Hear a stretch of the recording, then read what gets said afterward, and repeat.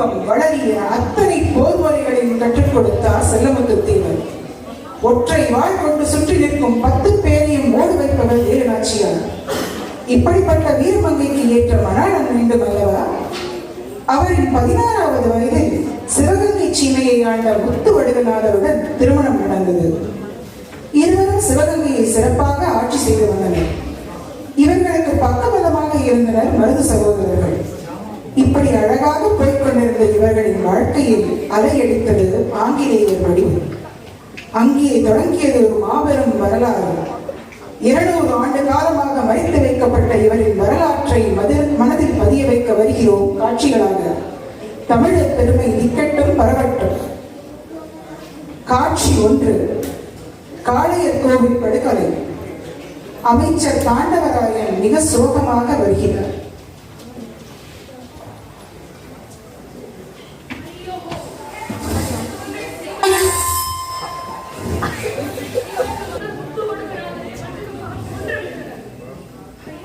காளையர் கோவில் இருளில் சூரம் பெற்று கடவுள் கூட நினைக்கவில்லை. ஐயோ, என்ன செய்யும் இந்த சிவகங்கை சீமை?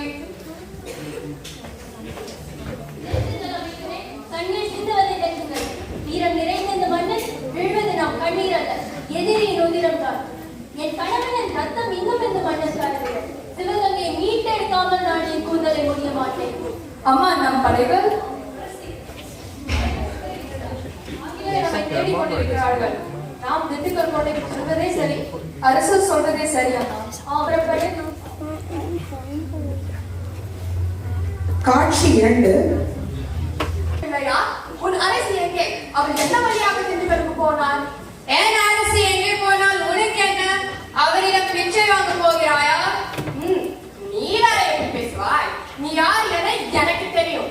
உண்மையை சொல், இல்லையெனில் உயிர் போய்விடும். போடா முட்டாள், என் குல தெய்வத்தை நான் காட்டி கொடுப்பதா?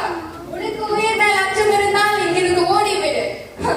இப்பேதை பெண்ணே, இன்னொரு பேரின் உயிருக்காக இப்போதும் இப்படி வரமா? உன் ஆச்சாரி குழந்தை எங்கே என்று சொன்னால் உன்னை இந்த சீமைக்கே அரசியாக்குவேன். அரசியாக்குவாயா? பரங்கியரே, எங்களை காக்கும் அரசி ஒருவர் தான். அவரின் அன்னை வேலை ஆட்சியார் தான். உங்கள் கையில் இருக்கும் தங்கம் எங்கள் மண்ணை பறித்து சேர்த்தது. அது எனக்கு தேவையில்லை.